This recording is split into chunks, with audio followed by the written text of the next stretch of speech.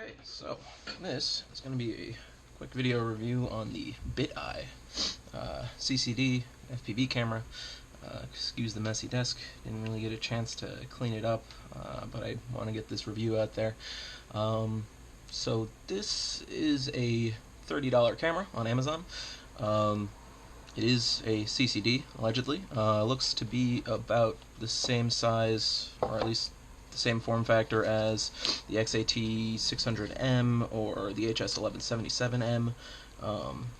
So it's a little longer than one of them, but it is a lot smaller in width and height there.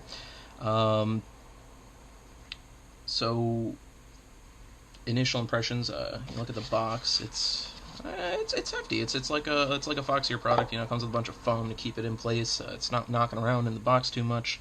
Comes with some manual on top. You know, first impression, you take it out and it's small, that's for sure. Like I said, looks like a budget version of one of the minis. I know Runcam just came out with one too.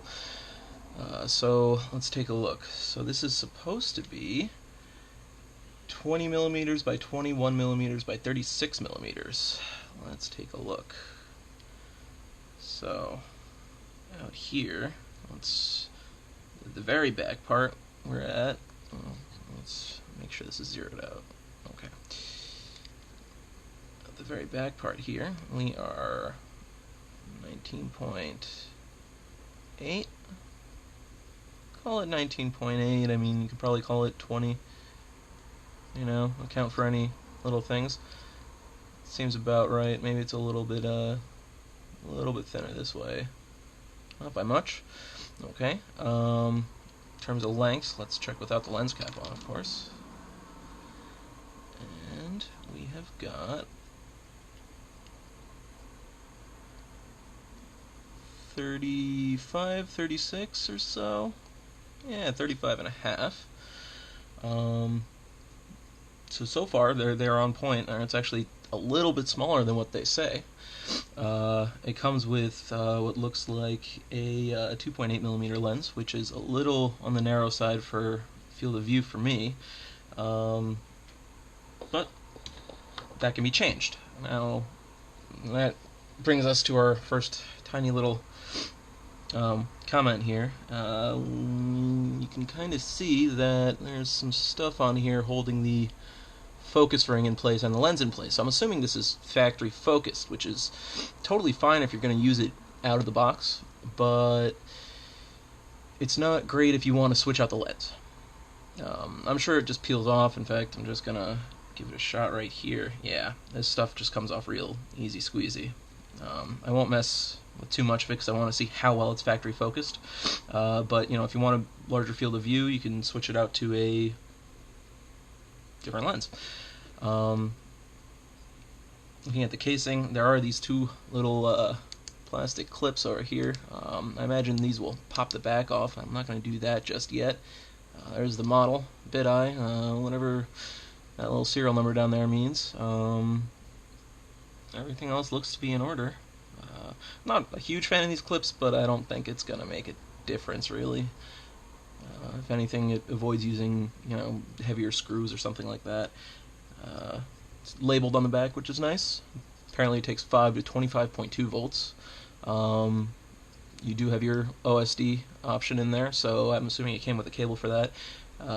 So you can change some settings like on a real CCD, and as far as I can tell, this is a real CCD. I have no idea what this port does. We're going to figure it out at some point. Keep going through the box here. Bunch of foam, which I guess is a good thing. Definitely keeps it from flopping around. Let's put the foam over there. Pull this up.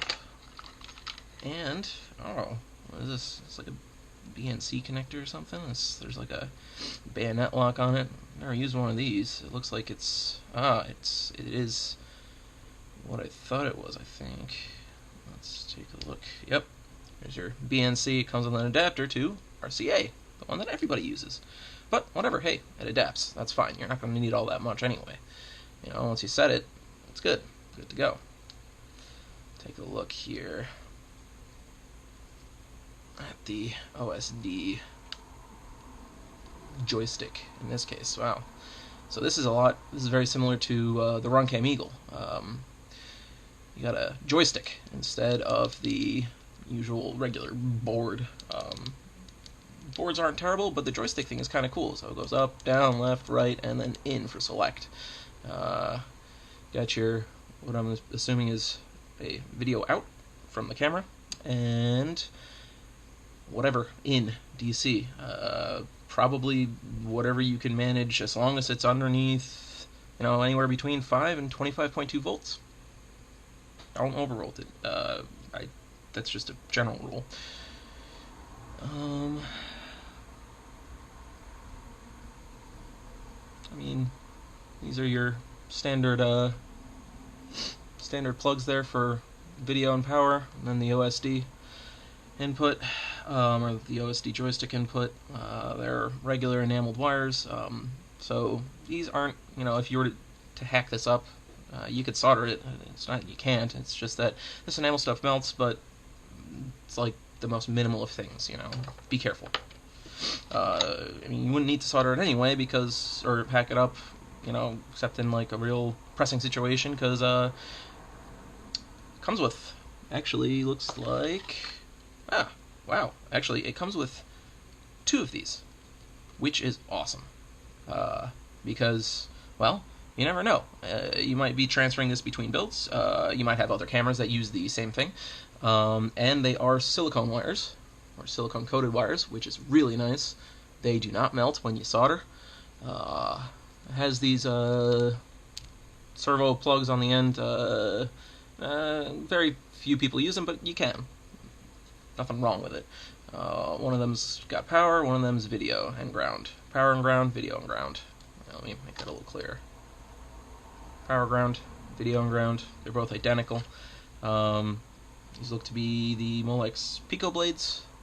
So it comes with 2 of them, which is nice. Might even work on your other cameras. Saves you from buying them, because nobody can afford the crimper anyway. It's like $400. Oh, one more thing about the OSD cable. A little advantage here, nice little consideration, is that there are 2 ports on the back, right? One for OSD, one for the video, and you don't have to plug both of these suckers in. If you have this already installed, you know, on your quad, and it's already plugged in, you don't have to unplug it to change the settings. You can just slap your OSD in and just use the OSD, just use the OSD, little joystick thing. So that's kind of nice. You can just, you know, power it up, use it with your VTX. So far, so good. Made in China. That doesn't surprise me nor bother me. There is a focus ring included, which, I mean, most cameras come with a focus ring, but you never know. Like I said, it was kind of smushed down with this black silicone stuff, but it seems to peel off real easy. Let's take a look at these instructions, huh? Looks like your standard instruction set here. Yep, supposed to be 11 grams, 13.7 grams with camera mount. This did not come with a camera mount. Came with a lens cap and cables and stuff. No camera mount. That's okay. I tend to print my mounts anyway. I've actually got my 3D printer running now. I'm guessing it... Oh, no, it says PAL/NTSC on the instructions, but the Amazon page says it's just NTSC, which is fine. That's what I prefer.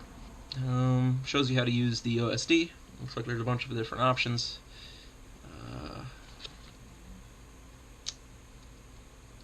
And there's a ton of little specs here. Nice. Nice. Bunch of little measurements, you know, in case you're designing something to use it.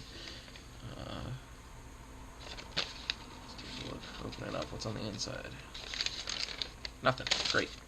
So, there's your little instruction pamphlet. On that, looks like a nice little camera. And packaging is more than adequate. Slap the lens cap back on there, just in case. And hopefully the next part of this video will be what it looks like and what the OSD looks like, what the options do, and what the factory focus looks like. If I have time, I might even replace the lens. Thanks. See you soon.